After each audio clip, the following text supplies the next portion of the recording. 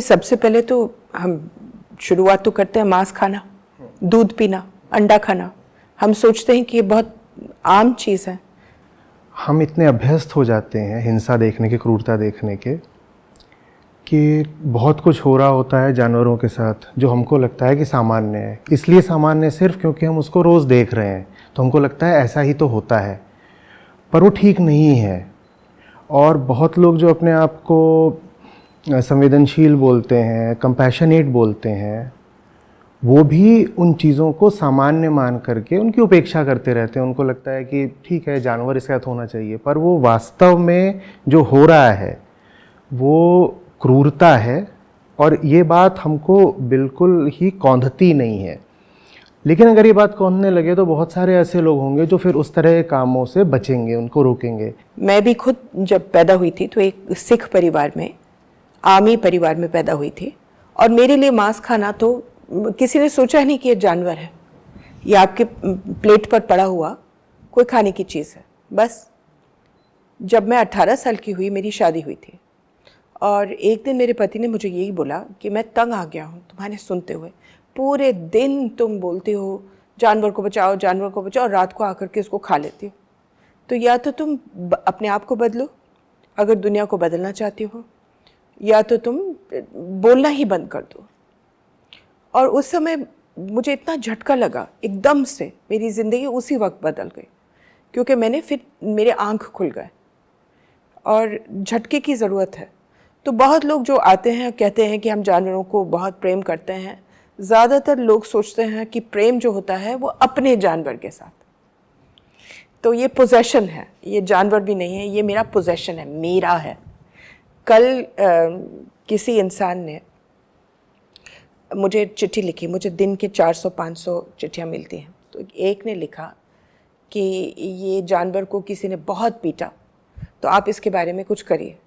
तो मैंने फ़ोन उठा कर के, जैसे अक्सर करती हूँ, मैंने फ़ोन उठा कर कहा कि तुमने क्या किया, जानवर तुम्हारे पास है, तुम डॉक्टर के पास ले जाओ, बाकी मैं संभाल लूँगी। तो उसने कहा लेकिन मेरा जानवर नहीं है। मैंने कहा फिर आपका जानवर कौन सा है, आप मुझे बता दीजिए, कौन किसका क्या है।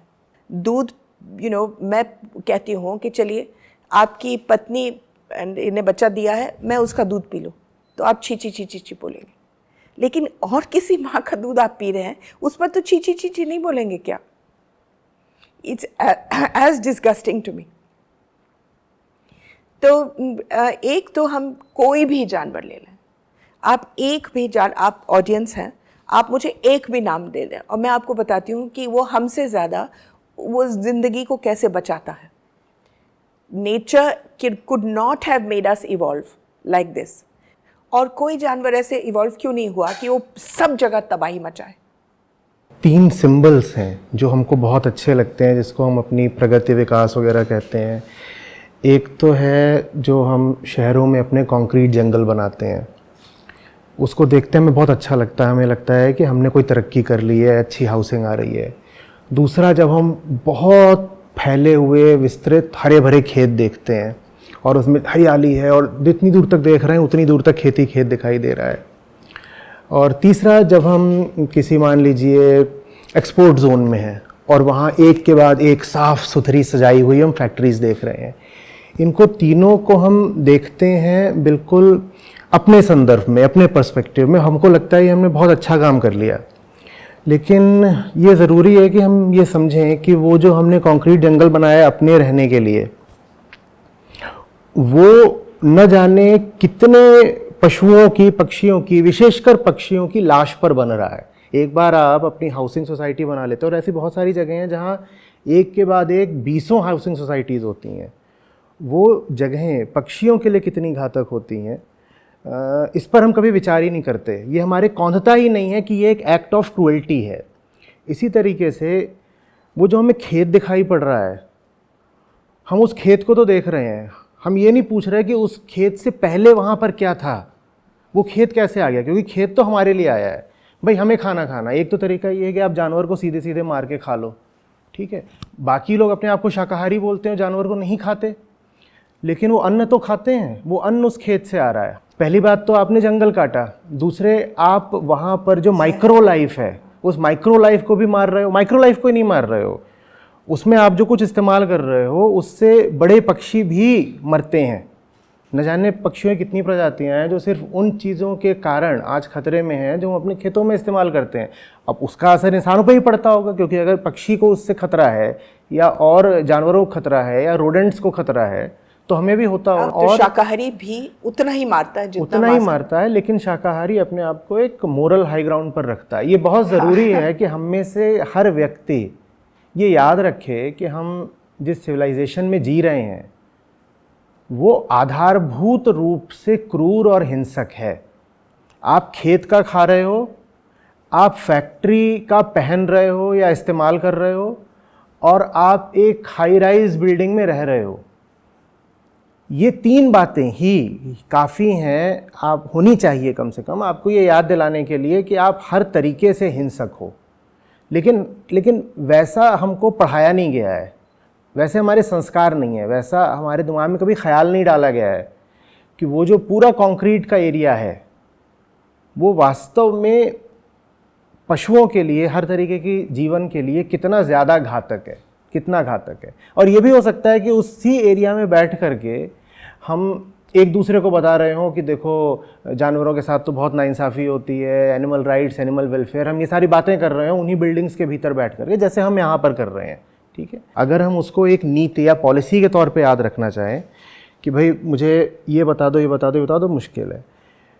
फंडामेंटली जो गलती हो रही है वो कहीं इसी में तो नहीं है कि हम जैसा दिमाग लेकर के बड़े हो रहे हैं, जो हमारी पूरी शिक्षा ही है, जो पूरी परवरिश ही है, उसमें एक एकदम फाउंडेशनल मूलभूत बात गायब है। वो ये कि आपको इसलिए नहीं जीना है कि आप खुद मज़े मारो, आपको इसलिए नहीं जीना है कि आप अधिक से अधिक कंजम्पशन कर लो, भोग कर लो और अंत में बोलो कि I lived a high and happy life. देखिए मैं जो बोल रहा हूँ उसमें और पीछे जाके बताता हूँ क्यों बोल रहा हूँ। दुनिया में जानवरों को बचाने वाली इतिहास की सबसे बड़ी ताकत कौन सी रही है? एकदम मैक्रो व्यू लेते हैं। कौन सी ताकत है जिसने जानवरों को क्या, इंसानों को भी बहुत हद तक आज तक बचा के रखा है? एक हिंट पकड़ते हैं, भारत सबसे बड़ा शाकाहारी देश रहा है दुनिया का। आज भी दुनिया में जो शाकाहारी लोग हैं उनमें से अधिकतर भारत में ही पाए जाते हैं। उसकी वजह क्या है? उसकी वजह ये तो नहीं है कि यहाँ का आम आदमी बहुत पढ़ा लिखा था या कि पर्यावरण के लिए वो बहुत संवेदनशील था। उसकी वजह रही है आध्यात्मिकता, और आध्यात्मिकता ने ज़्यादा पशुओं और पक्षियों को बचाया है तुलना में किसी भी तरह के एक्टिविज्म या सक्रियता के।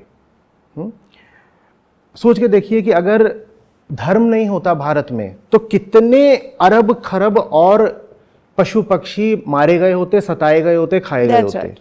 उनको किसने बचाया है? उनको बचाया है धार्मिकता ने। तो एक तरफ तो ये बात है कि हम कई तरह के अवेयरनेस प्रोग्राम्स ला सकते हैं, लोगों को सेंसिटाइज कर सकते हैं, और वो सब होना चाहिए निश्चित रूप से, उसकी अपनी अहमियत है। लेकिन जो मूलभूत समस्या है वो ये कि अगर हमारे जीवन में सेल्फ अवेयरनेस नहीं है, अध्यात्म नहीं है, तो हम तो वो एलियंस हैं, जैसे आपने कहा पता नहीं कहाँ से आ गया ये इंसान, हम तो वो एलियंस हैं जो कि अगर पाँव भी रखेगा कहीं पर तो हिंसा कर देगा, क्योंकि उसके पास बड़ी ताकत आ गई है, ज्ञान की, टेक्नोलॉजी की, इकोनॉमिक्स की। वो बहुत पावरफुल राक्षस है इस समय। शायद हम उस चीज़ की उपेक्षा करते हैं कि जो पूरे इतिहास में हमारे पक्ष में सबसे बड़ी ताकत रही है, हमें उसको दोबारा से सक्रिय करना होगा। वो ताकत जैसे जैसे कमज़ोर होती गई है, कम से कम भारत में तो पशु पक्षियों का उत्पीड़न उतनी ही तेज़ी से बढ़ता चला गया है। भारत जो कि आज़ादी के समय यहाँ आधे से ज़्यादा लोग शाकाहारी हुआ करते थे, उनकी तादाद अब चौथाई के आसपास आ गई है। उसका सीधा सीधा संबंध एक तो आर्थिक संपन्नता से है और दूसरा जो अध्यात्म का पतन हुआ है उससे है। और ये बहुत बड़े आंकड़े हैं। हम कुछ हज़ार कुछ लाख लोगों की बात नहीं कर रहे हैं, हम पूरी आबादी के 25% की बात कर रहे हैं।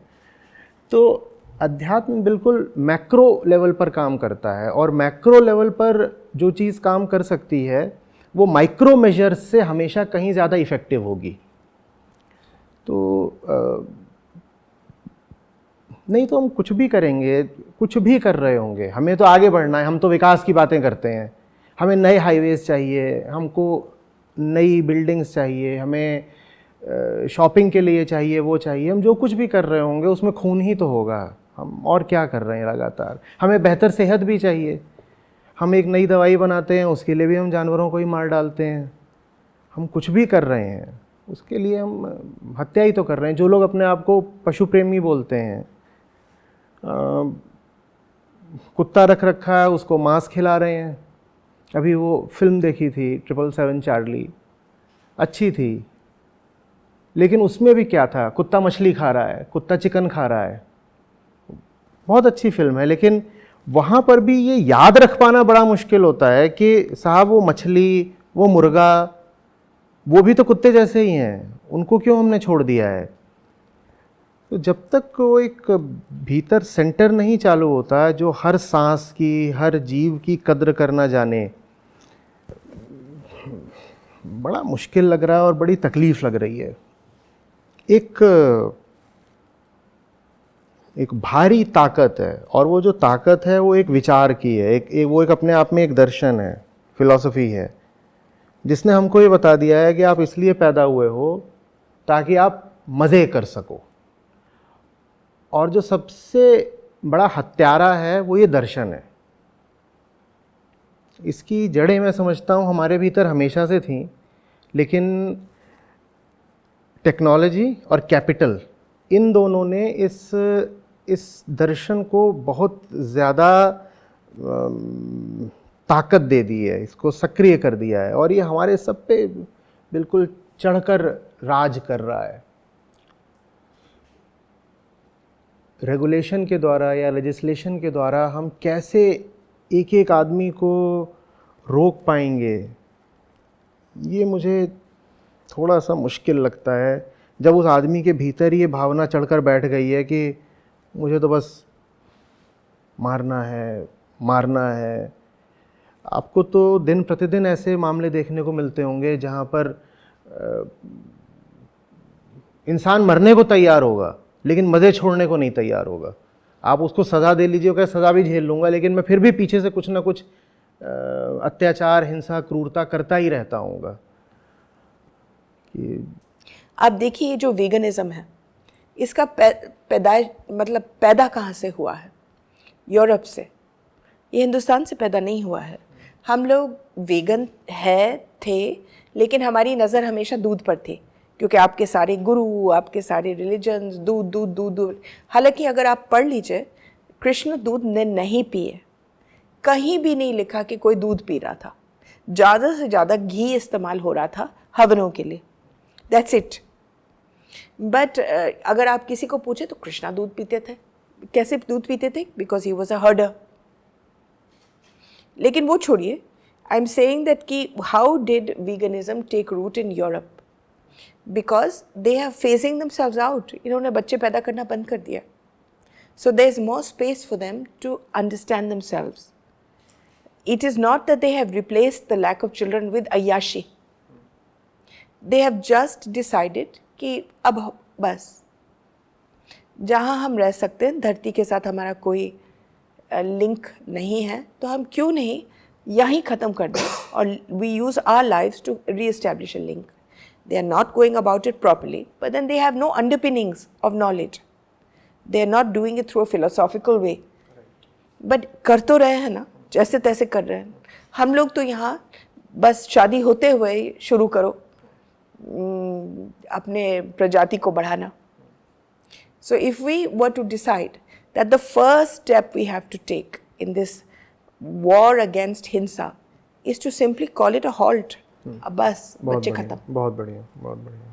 तब जाकर के कुछ बात बनेगी। बहुत बढ़िया। और इसमें कोई सैक्रिफाइस नहीं है। जब आप बच्चे पैदा करते हैं तो आप उनको और दुखी बनाते हो, उनके लिए कोई व्यवस्था भी नहीं बची है, तो why not do them a favour and stop it. Right. Ma'am, ये जो समाधान है इस समाधान को स्पिरिचुअलिटी के माध्यम से जनमानस तक पहुंचाया जाए या पॉलिसी के माध्यम से पहुंचाया जाए, या दोनों का एक फाइन मिक्स होना चाहिए? बेटा जी, अगर आप स्पिरिचुअलिटी के माध्यम से करें, it may be longer lasting but it will take a longer time to get there. आपके पास बहुत कम समय है। You just have till the end of this century. अब इसमें जो भी पतंगड़ करना है कर लो, whether you do it spiritually or you do it through policy, the world has passed its sell by date. अब तो जैसे तैसे कर सकते हो कर लो। If you can do it by policy, by spiritually convincing the people who make the policy, that's fine. Because it's something that each one of us realizes is the need of the hour personally. And everybody is ready for it. It's just कि who will bell the cat? कौन करेगा? एक दूरदर्शी कर सकता है। एक a man who truly loves his country will do it. तो देश प्रेम की खातिर ही सही वो ऊपर से नीतियां बना दे और अध्यात्म के माध्यम से नीचे ज़मीन पर जो विरोध होने की संभावना है, बस वो संभावना थोड़ी कम हो जाए। देखो, जब भी बनेगी ऐसी नीति, विरोध तो उठेगा। और इसको रोकने का तरीका यही है कि अगर आप धर्म के नाम पर विरोध कर रहे हो तो सबसे पहले ये समझो कि आज का सबसे बड़ा धर्म शायद यही है कि तुम कम फैलो, तुम कम फैलो। अभी तक धर्म को ऐसे दर्शाया गया है जैसे धर्म फैलने, जनसंख्या के तल पर जैसे धर्म फैलने का समर्थन करता हो, जबकि तथ्य ये है कि धार्मिकता आज कम से कम फैलने में है। आज सबसे बड़ा धार्मिक आदमी वो है जो अपने ही इस जीवन मरण के चक्र को और आगे नहीं बढ़ा रहा है। और इसमें फिर से बात सिर्फ प्रकृति या पर्यावरण के प्रति प्रेम की नहीं है। जैसा आपने कहा, तुम्हें अपनी संतान से भी अगर प्रेम है तो पहला काम ये करो कि संतानों को कम रखो, या पैदा ही मत करो, या पैदा ही मत करो। इस वक्त इस देश में अगर आपको स्कूल में हर बच्चे को भेजना है तो आपको एक स्कूल हर 4 मिनट पैदा करना पड़ेगा। हाँ, लेकिन अगर एकदम ये बोल देंगे ना कि पैदा ही मत करो, तो वो कल्पना लोगों को इतनी भयावह लगती है कि वो बड़ा उग्र विरोध करने लगेंगे। तो ये कहना चाहिए कि जिसमें हिम्मत है वो तो पैदा ही ना करे, उससे अच्छा कुछ हो ही नहीं सकता। जिन्हें करना है वो अधिक से अधिक एक करो, उतने पे रुक जाओ, तो आदमी के मन को थोड़ा संतोष रहेगा कि चलो पूरी तरीके से नहीं रोक दिया गया है। आचार्य जी, एक चीज़ मैं आपको इंटरप्ट करना चाहती हूँ जी। इसके लिए एक पॉलिसी डिसीजन होनी पड़ेगी और वो ये है सोशल अंडरपिनिंग्स। यूरोप में आप बच्चा पैदा नहीं कर पा सकते हो क्योंकि आपको, चाहे आप काम करो या ना करो, आपको भत्ता मिलता है। यहाँ हिंदुस्तान में कुछ नहीं मिलता, कुछ भी नहीं मिलता। तो लोग पैदा करते हैं सोच करके कि वो हमारा ख्याल रखेंगे जब हम बड़े हों। ये अलग बात है कि किसी बच्चे ने कभी अपने माँ बाप का ख्याल नहीं रखा क्योंकि आपने उसको उस लायक ही नहीं बनाया कि वो आपका ख्याल रखे। आपने 10 बच्चे पैदा किए, भूखे, नंगे, प्यासे, स्टंटेड, इल एजुकेटेड, तो आपका क्या ख्याल रखेंगे वो? आप सोशल सिक्योरिटी की बात कर रहे हैं कि उसको डर के ना रहना पड़े कि मेरे बुढ़ापे की लाठी छिड़ जाएगी। That's right. बुढ़ापे, हाँ, वो सब बिल्कुल रहेगा। लेकिन देखिए, हो सकता है उसमें भी अभी बहुत समय लग जाए। न जाने भारतीय स्टेट कब उस हालत में आएगा कि अपने हर नागरिक को, 140 करोड़ नागरिकों को, सबको सोशल सिक्योरिटी दे पाए। ये हम लोग उस समय तक आ गए हैं, हमारे पास पैसे हैं। आखिर ज़्यादातर आपके स्टेट सब वोट पाने के लिए मुफ्त में दे रहे हैं गरीबों को राशन। तो 1 लाख करोड़ रुपए तो जा रहे हैं केवल राशन में। यही आप मनरेगा को देखिए, वो भी तो मुफ्त में जा रहा है। ये नहीं कि कोई काम कर रहा है उसके लिए, घर में बैठो और पैसे पाओ। तो इससे अच्छा कि आप उसी को ही डाल दें सोशल सिक्योरिटी में। देखिए, जो सब्सिडी प्रति व्यक्ति जाती है मनरेगा के माध्यम से या कि किसानों को चली जाती है बिजली या फर्टिलाइज़र के माध्यम से, उसकी तुलना नहीं की जा सकती है सोशल सिक्योरिटी से। सोशल सिक्योरिटी का मतलब होता है कि वो व्यक्ति अगर बूढ़ा है या फिर बेरोजगार है, जैसा भी है, तो भी मैं उसको इतना दे रहा हूँ कि वो एक सम्मानजनक जीवन जी सके। तो हमारी अर्थव्यवस्था अभी वहाँ नहीं पहुँची है।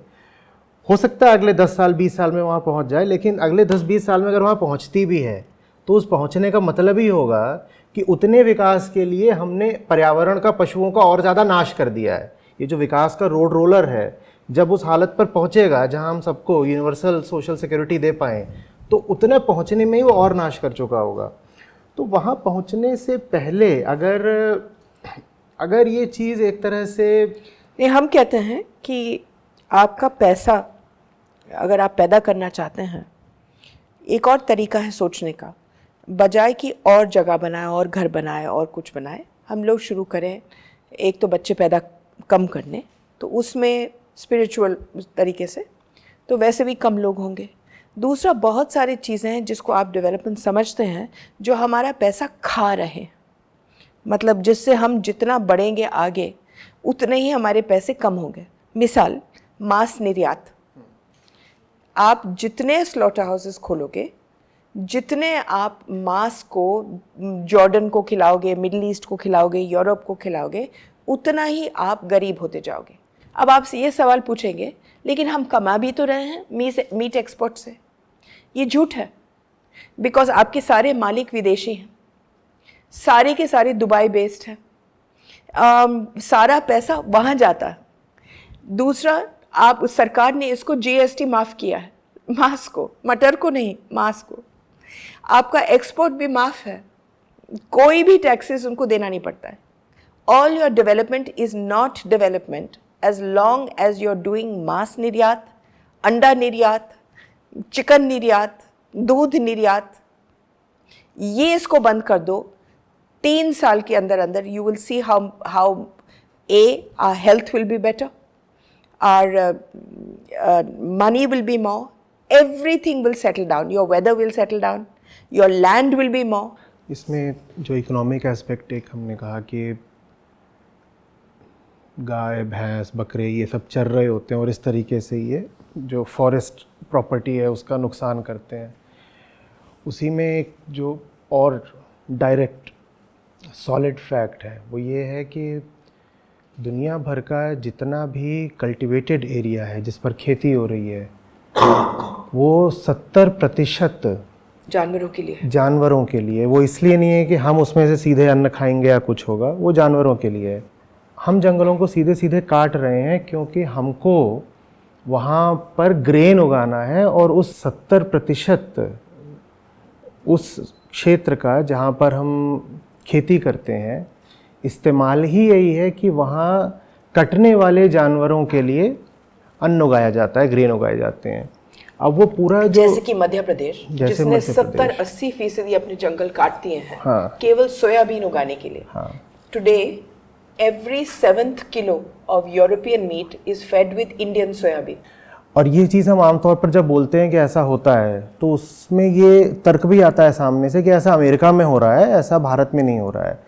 पर हो रहा है भारत में भी। हमने भी अपने जंगल साफ कर रखे हैं ताकि वहाँ पर वो ग्रेन उगाया जा सके जिससे कटने वाले जानवरों को हम बड़ा कर सकें। और आप जब जानवर को काटते हो और उससे 1 किलो मांस लेते हो तो ये जानी बात है कि उस 1 किलो मांस के लिए आपने उसको पहले 10 किलो ग्रेन और 20-30 किलो पानी उसमें लगाया होता है। तो ये इकोनॉमिकली निश्चित रूप से एक नुकसानदेह लॉस मेकिंग काम है कि आप 1 किलो मांस के लिए इतने सारे उसमें रिसोर्सेज इन्वेस्ट करो। लेकिन ये बात सामने आने नहीं दी जाती है और ये बात उनको भी अपील करेगी जिन पर कोई करुणा का, कंपैशन का या अध्यात्म का तर्क काम नहीं करता है, क्योंकि ये तो सीधे सीधे कोल्ड लॉजिक है। ये तो सबको मानना ही पड़ेगा, सुनना ही पड़ेगा, उनको भी सुनना पड़ेगा जिनके लिए बस एक ही भगवान है, इकोनॉमिक प्रोग्रेस। तो मीट कंजम्पशन इकोनॉमिक प्रोग्रेस के लिए भी कितना घातक है इस बात की लोगों को खबर लगनी चाहिए। अगली बात, क्लाइमेट चेंज तो हम सब जानते हैं, हम ये भी जानते हैं कि क्लाइमेट चेंज का सबसे बड़ा कि क्लाइमेट चेंज की इकोनॉमिक कॉस्ट्स क्या हैं। नहीं, और क्लाइमेट चेंज का जो सबसे बड़ा प्रॉब्लम है वो कार्बन डाइऑक्साइड नहीं है, हाँ, वो है मीथेन। वो मीथेन है और मीथेन आ रहा है नहीं कटने वाले जानवरों से। मैं इस पर आ रहा था कि क्लाइमेट चेंज की इकोनॉमिक कॉस्ट से तो हम सभी परिचित हैं ना। ये जितनी बड़ी बड़ी कॉन्फ्रेंसेस हो रही हैं इनमें सब बात कर रहे होते हैं कि इतने ट्रिलियन कॉस्ट है, इतने ट्रिलियन कॉस्ट है क्लाइमेट चेंज की और उससे जो नुकसान होगा उससे हमको इतना झेलना पड़ेगा, इतना झेलना पड़ेगा। अगर मान लीजिए हम कह देते हैं कि $1 ट्रिलियन कॉस्ट है किसी एक लिमिटेड कॉन्टेक्स्ट में, तो हमें ये भी तो पता होना चाहिए कि क्लाइमेट चेंज का 30 से 40% कारण सिर्फ यही है, एनिमल हस्बेंड्री। तो वो जो 1 ट्रिलियन है उसका 30-40% तो तुम सीधे सीधे जो तुम्हारी मांस खाने की लत है उसके ऊपर डालो ना। हिंदुस्तान ने बहुत खूबसूरती से, हिंदुस्तान, चाइना और ब्राज़ील, ये 3 सबसे ज़्यादा दोषी हैं दुनिया में। और हम क्योंकि 3 बड़े बड़े देश हैं और हम सबसे ज़्यादा खरीदारी भी करते हैं दुनिया से और सबसे ज़्यादा बेचते भी हैं दुनिया से, इसीलिए हम लोगों के धौंस चलती है। इसीलिए हम तीनों ने मिल करके, बिलीव इट और नॉट, सारे इंटरनेशनल कॉन्फ्रेंसेस से हमने मीथेन को एक्सक्लूड कर दिया। हम केवल बटर करते हैं कार्बन डाइऑक्साइड पर। कार्बन डाइऑक्साइड का हमें कुछ लेना देना नहीं। तो फिर हम लोग कह सकते कि हाय हाय हमारी तो गाड़ियाँ भी नहीं हैं, हाय हाय हमारे पास तो घर भी नहीं है, हमारे सारे लोग ब्रेड लाइन पर मर रहे हैं, करा तो आप लोगों ने किया।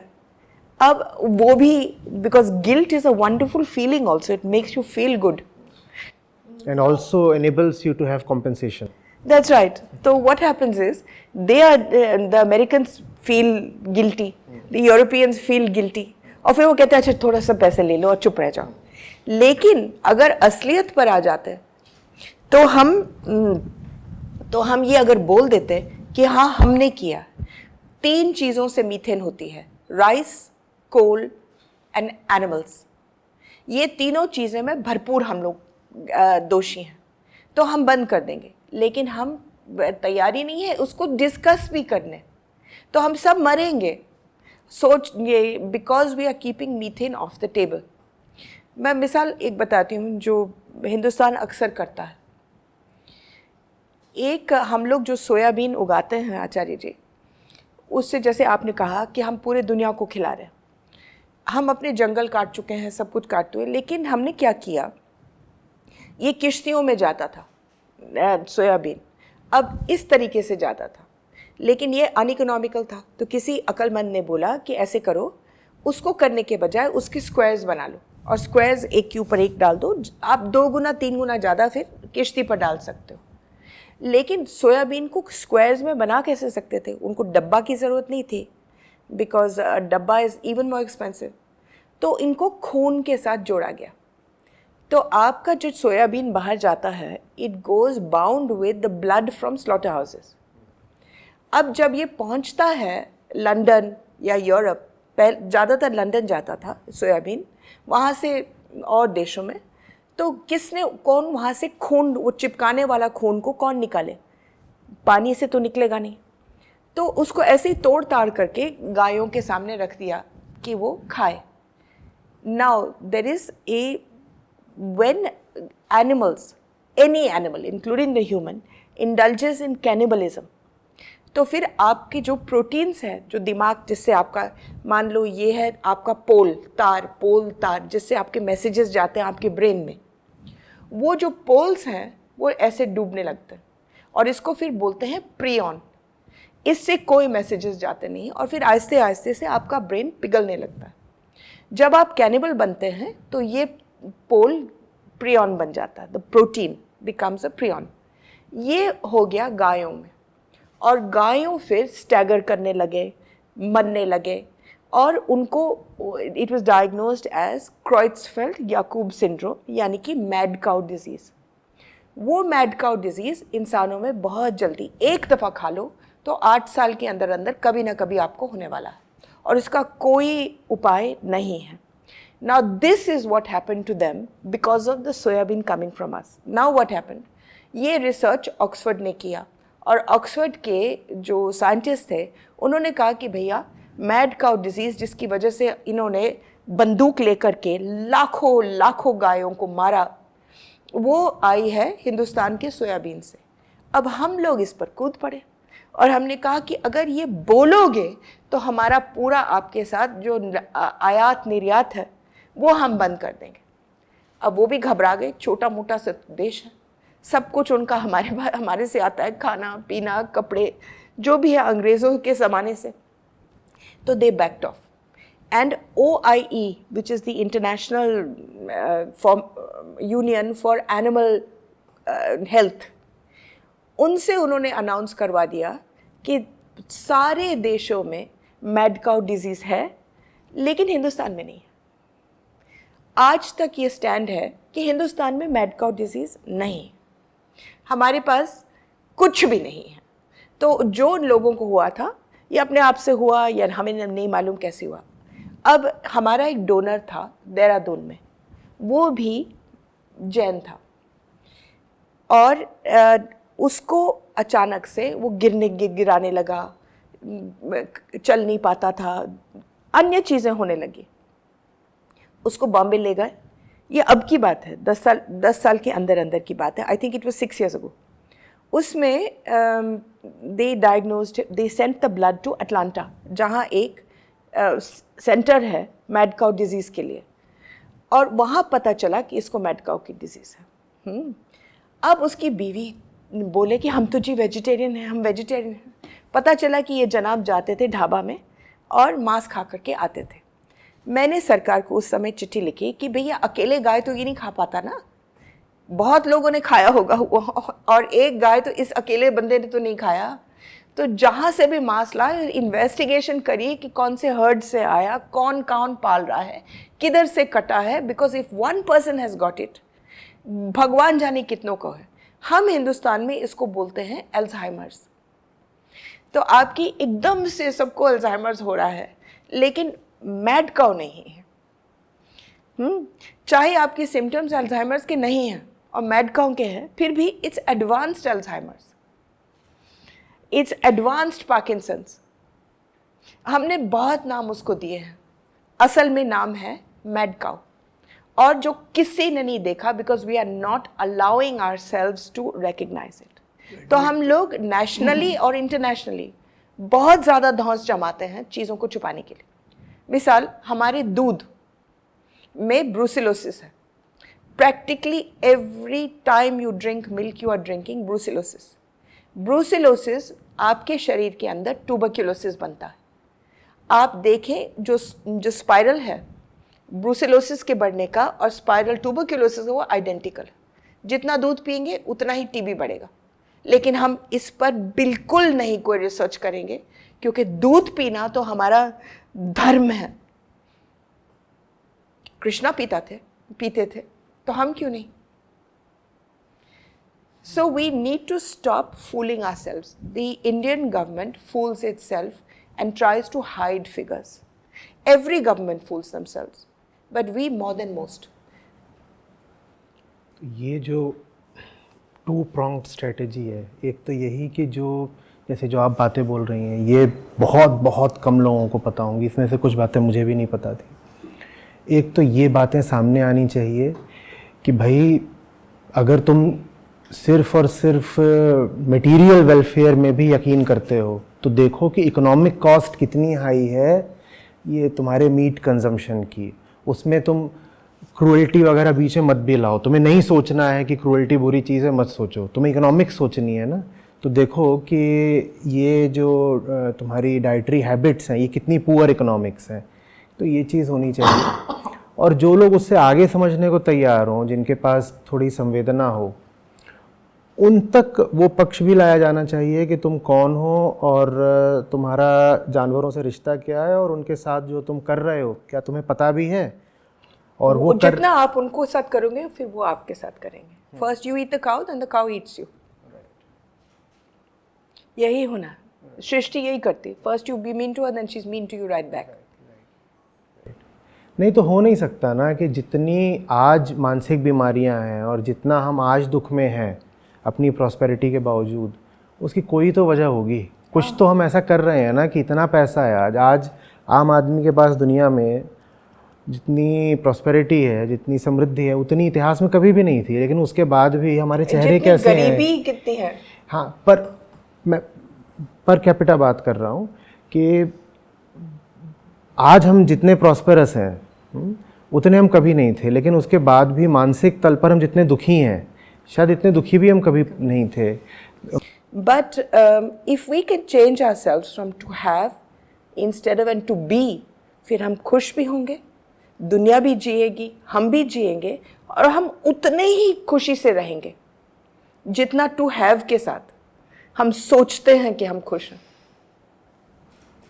लेकिन इसके लिए लोगों को ये प्रमाणित करके दिखाना होगा ना, कुछ ऐसे रोल मॉडल्स निकल करके आने चाहिए जो बीइंग में जी रहे हैं, जो बीइंग में जी रहे हैं। सर, मैं ये कहती हूँ कि हमारे दिल के अंदर अगर आप झांक लें तो हम अब हिंदुस्तान में किसको हम लोग इज्जत देते हैं?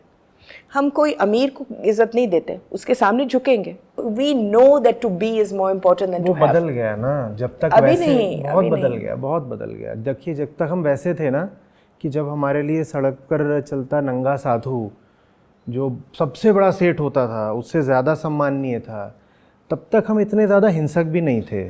आज आपको साधु नज़र कहाँ आता है सड़क पर? और आज तो आध्यात्मिक होने का मतलब हो गया है कि आपको और गालियाँ पड़ेंगी, सीधे सीधे फ्रॉड माना जाएगा। आज का तो रोल मॉडल, आज का तो मैं कहूँगा आज का तो महात्मा ही बिलियनियर है, और उसको ही हमने आदर्श बना लिया है, वही हमारा सेलिब्रिटी है, उसी की लिखी हम किताबें पढ़ रहे होते हैं। लेकिन अभी भी तो हम भागते हैं गुरुओं के पीछे।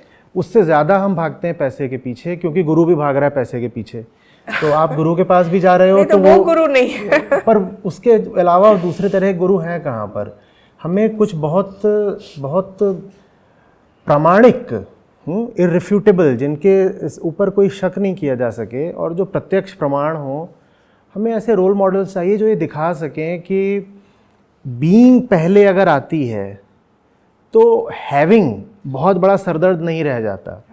ये एक जीने का तरीका है, ये जब सामने आएगा ना, तो जो हमारी भोग की लिप्सा है कि और चाहिए और चाहिए और चाहिए, और पैसा आया नहीं, कि मुझे और एक हार्टलेस और इनसेंसिटिव, क्रूर और ब्लडीड लाइफस्टाइल जीनी है, वो फिर हमारी चीज़ थोड़ी पीछे चली जाएगी। इसमें मैं समझता हूँ नई पीढ़ी का जो अब किरदार होगा वो बड़ा अहम हो जाएगा, क्योंकि इन्हीं के हाथ में सब कुछ है। भारत जवान देश है, इन्हीं की तादाद सबसे ज़्यादा है, और अभी 15-20 साल तक भारत की औसत आयु कम ही होती रहनी है।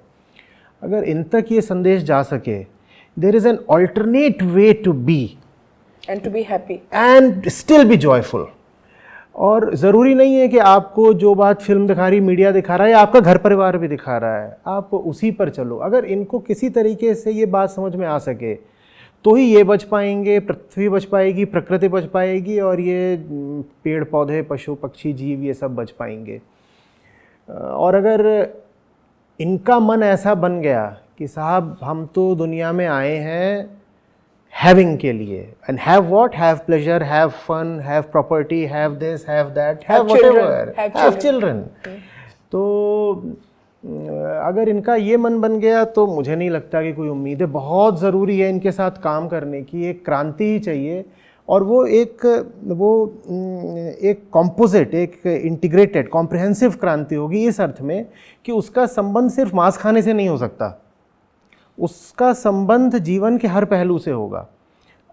ऐसा हो पाना बड़ा मुश्किल होगा कि एक आदमी ऐसा हो जो हर तरीके से भ्रष्ट है, हर तरीके से उसके विचार बिल्कुल नर्क के हैं, लेकिन उसके बाद भी वो वीगन है। और ऐसे अगर कुछ लोग हुए भी तो पहली बात, वीगनिज्म दूर तक जाएगा नहीं, दूसरी बात, ये लोग वीगनिज्म के लिए बड़े बुरे प्रचारक होंगे। तो एक कॉम्प्रिहेंसिव तरीके का मन का और व्यक्तित्व का अभी हमको बदलाव चाहिए, जिसमें बंदा ही ऐसा निकल करके आए कि उसके लिए असंभव हो जाए मांस खाना या क्रूरता करना या कोई भी बेवकूफ़ी का काम करना। ये सिर्फ आध्यात्मिक रूप से नहीं, बौद्धिक रूप से, आर्थिक रूप से भी तो मूर्खता का काम है ना। मांस खाना, डेयरी खाना, ये एक नई पौध ही चाहिए, एक पूरे नए तरीके का जवान इंसान चाहिए।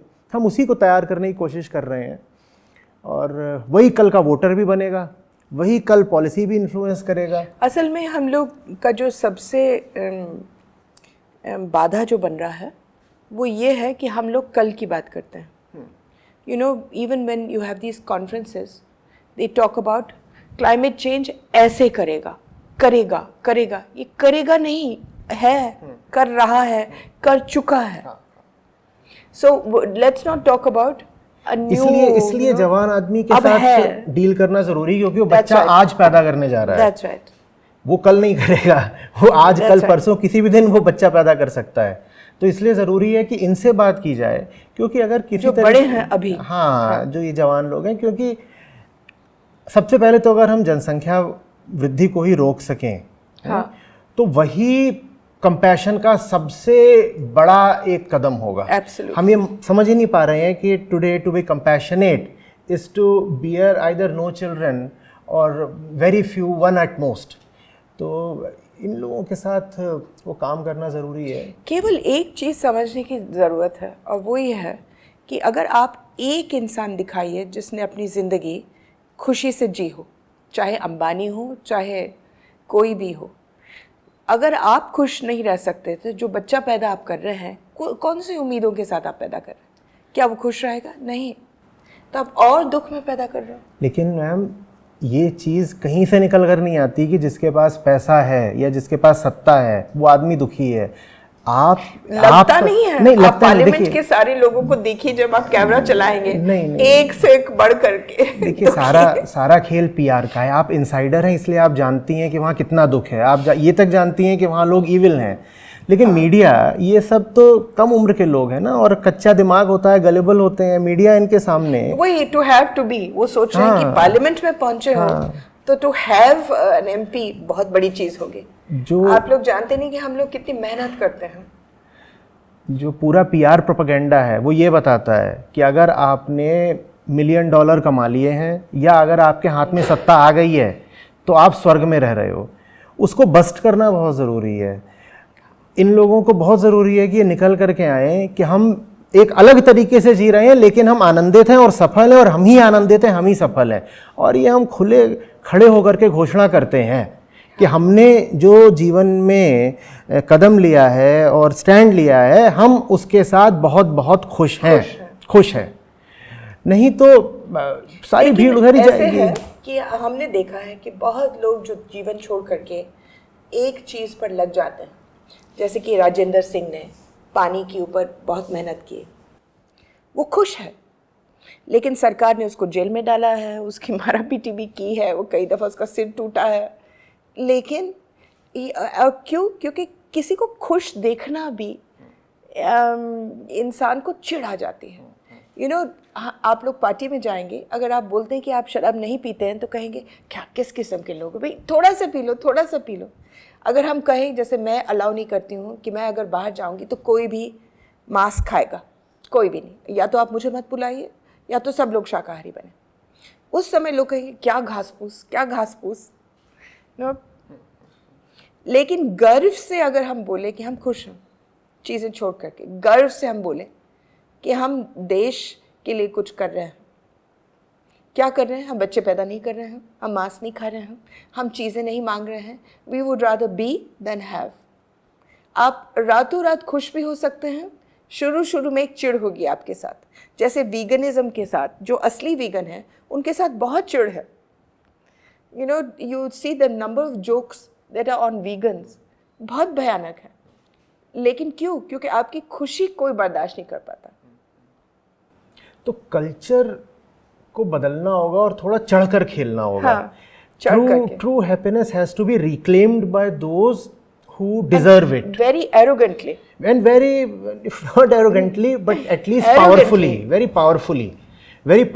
गर्व से, जिसको हाँ, बोलते हैं गर्व के से। साथ, गरिमा के साथ हमको उस चीज़ को रिक्लेम करना होगा और खुल के चढ़ के बहुत ज़ोर से दहाड़ के घोषणा करनी होगी कि देखो, आनंद का अधिकार हमको है और हम प्रसन्न हैं और तुम जो ये अपनी खुशी की डुगडुगी बजा रहे हो, ये खोखली है।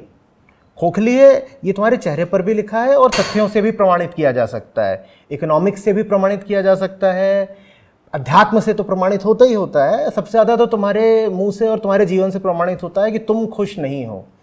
तो कल्चर में जो लोग फिलहाल रोल मॉडल बनकर बैठे हैं, इनको नीचे लाना पड़ेगा। उनको नीचे नहीं ला सकते तो हमें उनसे ऊपर उठना पड़ेगा। That's right. है ना? हम ये नहीं दिखा सकते कि हम परेशान हैं या हम तड़प रहे हैं, या हम अगर परेशान हैं भी, हम अगर संघर्ष में हैं भी, तो हम इस संघर्ष के बीच भी राजा हैं।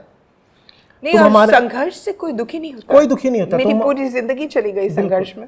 आप हमारा सर फोड़ दो, आप हमको जेल में डाल दो, लेकिन हम उसके बीच भी अपनी गरिमा रखे रहेंगे और हमारी आंखों में जो तेज होगा, जो जॉय होगा, वो तुमको कभी नसीब नहीं होने वाला, क्योंकि तुम जीवन ही गलत जी रहे हो। ये पूरी जो लड़ाई है वो इस वक्त सही और गलत के बीच में है और एक बड़ी व्यापक लड़ाई चल रही है, कुरुक्षेत्री है ये पूरा। और पशुओं को अगर हमको बचाना है तो उसमें एक तरफ तो नीति संबंधी उपाय हैं और वो चीज़ें जो हमको तुरंत ज़मीन पर करनी है, और दूसरी तरफ जो हमें इंसान का मन ही बदलना है वो करना होगा। नहीं तो क्या होगा ना, वही पेनी वाइज पाउंड फुलिश वाली चीज़ हो जाएगी। मैं कितने ही वीगन्स को जानता हूँ जो 10 साल से वीगन है और पिछले 10 साल में 3 बच्चे पैदा कर दिए हैं। ये कौन सा वीगनिज्म है? नहीं, वो वीगनिज्म बहुत अजीब है, मैं उसके बारे में बहुत लिखती भी हूँ कि it's just an alternative shopping technique.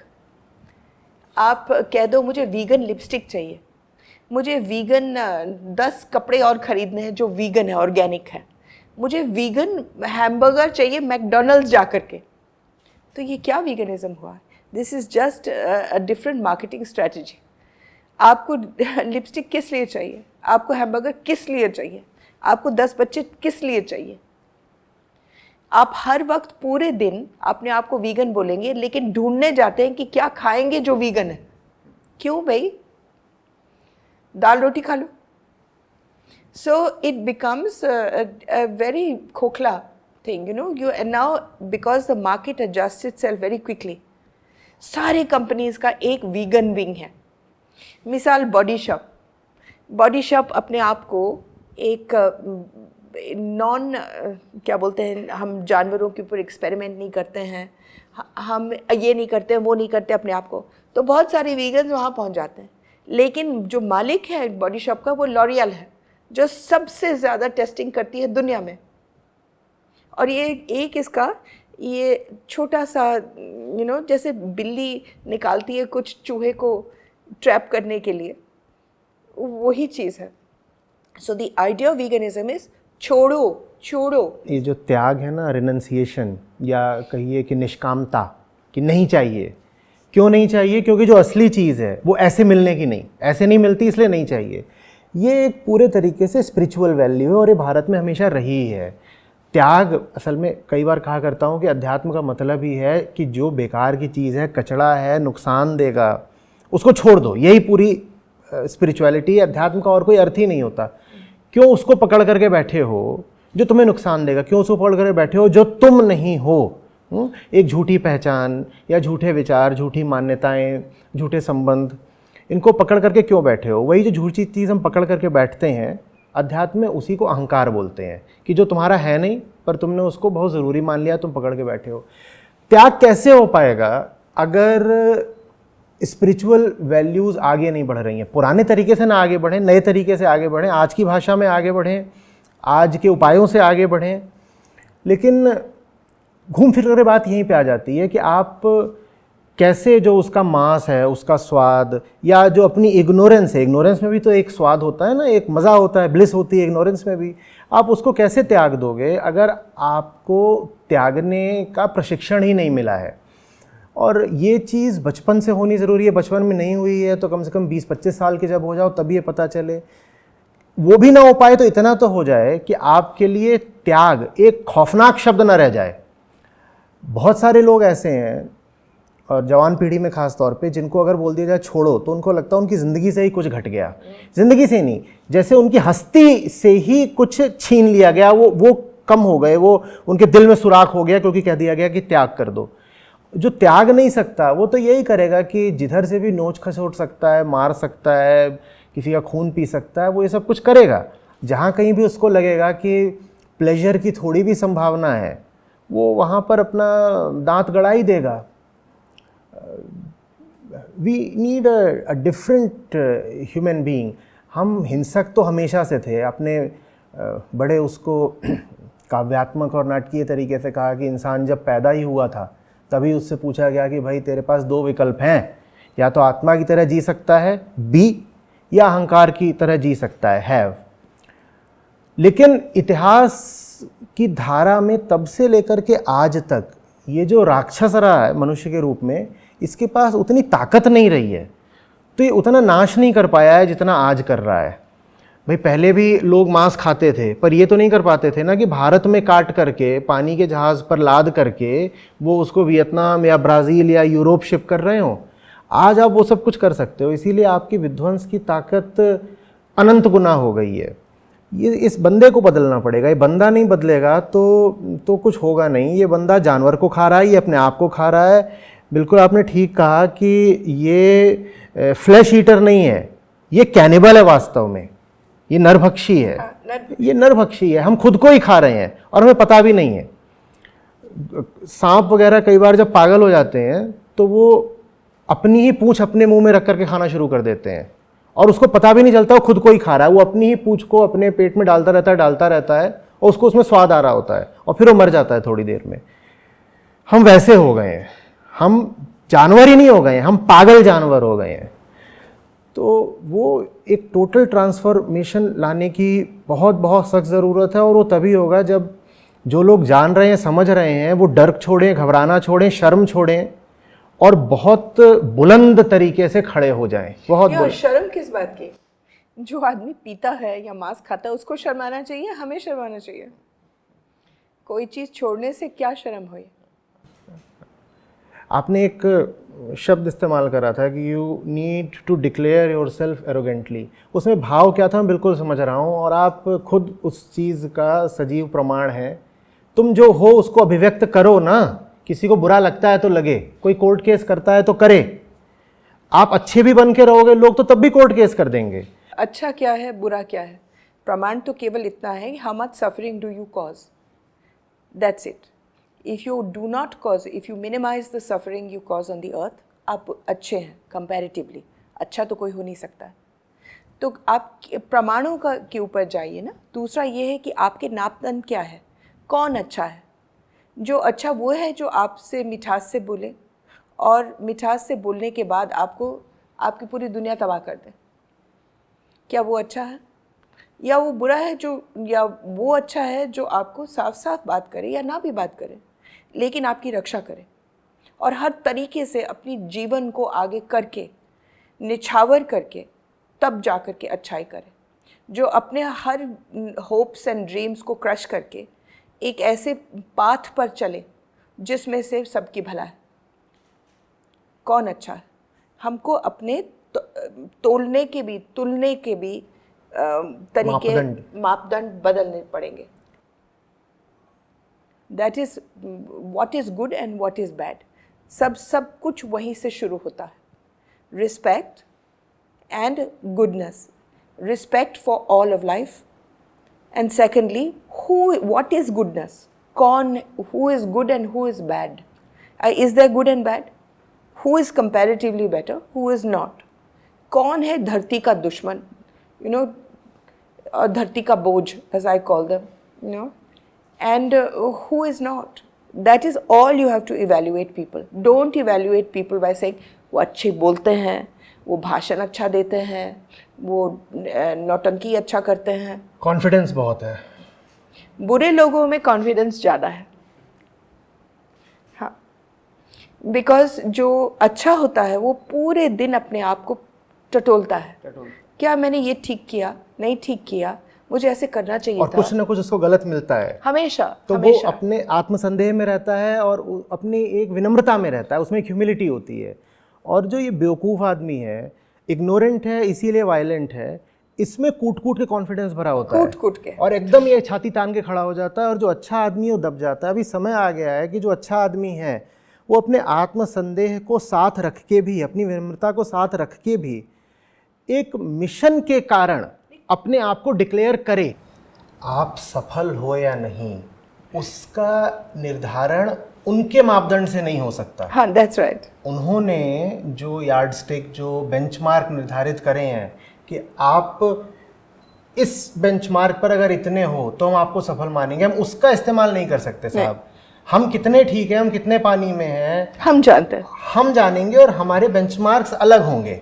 ये तो ऐसी सी बात है कि कोई दूसरा जीव हो जिसका शारीरिक तापमान 110 रहता हो हमेशा और हमारा रहना होता है 98, और हम उसका थर्मोमीटर लेके अपना नाप रहे हैं और हमें लगातार ये लग रहा है कि अरे बाप रे बाप, मैं ठंडा पड़ रहा हूँ, मैं ठंडा पड़ रहा हूँ। उसकी ज़िंदगी ज़्यादा गर्म है, उसकी ज़िंदगी ज़्यादा मज़ेदार है, मैं ठंडा पड़ रहा हूँ। वो होंगे जैसे होंगे। मैं कितना अच्छा हूँ, मुझे आगे क्या करना है, मैं कितना सफल हुआ, मुझे अभी और किस तरीके से बेहतर बनना है, वो मैं खुद नापूंगा। अगर हम ये नहीं कर रहे हैं ना, तो हमने कल्चर को ऐसों के हाथ में दे दिया है जो बिल्कुल राक्षस हैं। और उनको अगर हम कल्चर का ठेकेदार बनाए रहेंगे तो देर सवेर फिर हमें भी उन जैसा बन जाना पड़ेगा, और उनके ऐसा हम नहीं भी बनेंगे तो हम दबे दबे जिएंगे। हम कम से कम जो लड़ाई लड़ रहे हैं उसको जीत नहीं पाएंगे। दबे दबे कोई लड़ाई जीती नहीं जाती है। मैम, मेरे पास कुछ सवाल थे जो मैं चाहता था आपसे पूछूं। उसमें से एक बड़ी इंटरेस्टिंग चीज़ थी, जब मैं आपके बारे में पढ़ रहा था कि जिस टाइम पे आप एनिमल वेलफेयर मिनिस्ट्री के हेड बने थे या मिनिस्टर बने थे, उस टाइम पे इंडिया में तो था ही नहीं ऐसा कोई डिपार्टमेंट, दुनिया में कहीं नहीं था। तो मैं चाहता था आपसे पूछूं कि उस टाइम पे इस चीज़ को मेन स्ट्रीम में लाना आपके लिए मतलब कितना डिफ़िकल्ट था? असल में ये मेरे लिए मैंने नहीं किया था, मैंने मांगा था, लेकिन करने वाला अटल बिहारी वाजपेयी जी थे। ये उन्होंने मुझे दे दिया, क्योंकि मैंने कहा कि आप मुझे कुछ भी दे दो, लेकिन इससे ये मुझे चाहिए, चाहे मैं कहीं भी जाऊँ।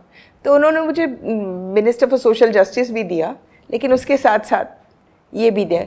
वो एक सोचने वाले इंसान थे। बहुत लोग मंत्री बनाते हैं उनको दबाने के लिए, और वो मंत्री ऐसे बनाएंगे कि जो सबसे ज़ीरो होंगे अपने महकमे में। Normally the prime minister always makes people who are hopeless at that jobs, ताकि अंधों में काना राजा।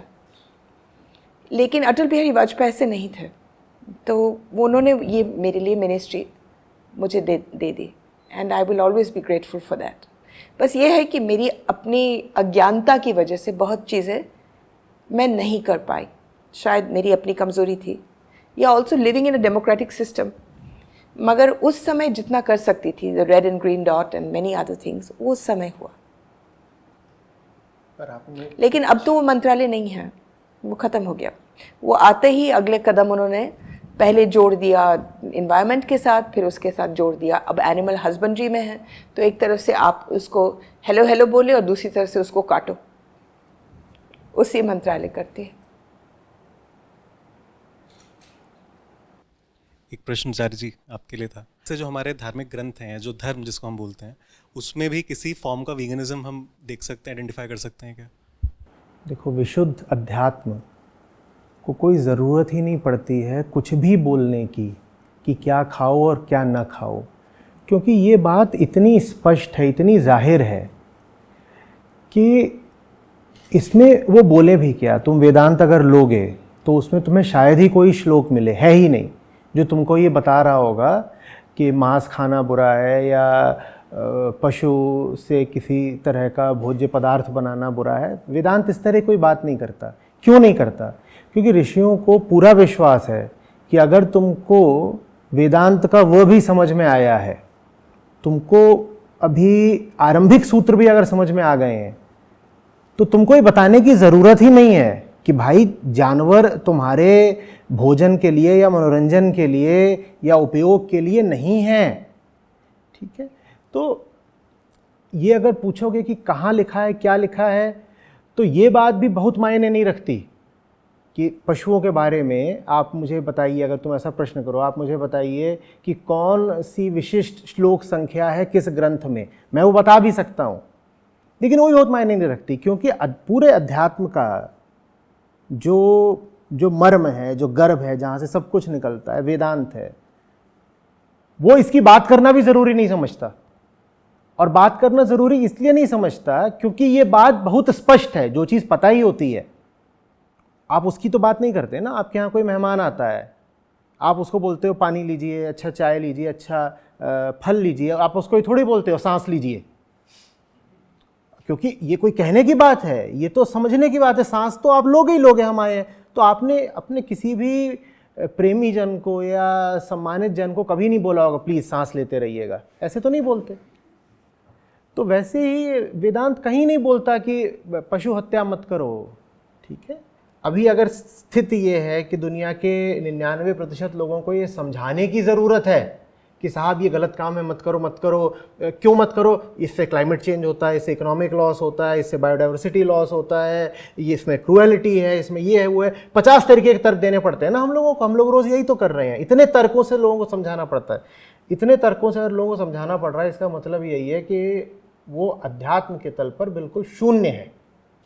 थोड़ा भी अगर आते होते तो उन्हें कुछ आगे की बात समझानी पड़ती, उन्हें ये बिल्कुल आरंभिक बात नहीं समझानी पड़ती, ये बिल्कुल आरंभिक बात है, ये ककहरा है, ये ABCD है। ये भी अगर बताना पड़ रहा है तो माने दुनिया की हालत बहुत ज़्यादा ख़राब है, बहुत ख़राब है। ये ऐसी सी बात है कि आप किसी को गाड़ी दिखाओ और आपको उसको बताना पड़े कि वो वाला पेडल है ना, उसको एक्सीलरेटर बोलते हैं। किसी को नई गाड़ी दिखाओ तो हो सकता है आपको कुछ बातें उसे बतानी पड़े, उदाहरण के लिए ये कि साहब इसमें वाइपर बाईं तरफ नहीं दाईं तरफ है, या इंडिकेटर इधर है। ये सब चीज़ें कई बार बतानी पड़ जाती हैं, या कुछ और चीज़ें होती हैं जो हो सकता है आपको किसी को भी गाड़ी में बतानी पड़े। लेकिन अगर आपको ये बताना पड़ रहा है कि गाड़ी आगे तब बढ़ती है जब एक्सीलरेटर दबाया जाता है, तो इसका मतलब हालत बहुत ज़्यादा ख़राब है। या उससे भी गए गुजरे कि ये गाड़ी है। उससे भी गया गुजरा, तुम इंसान हो, राक्षस नहीं। वो गाड़ी है और तुम इंसान हो। तुम गाड़ी नहीं हो, तुम मैकेनिकल नहीं हो, तुम इंसान हो, तुम्हारे पास चेतना है।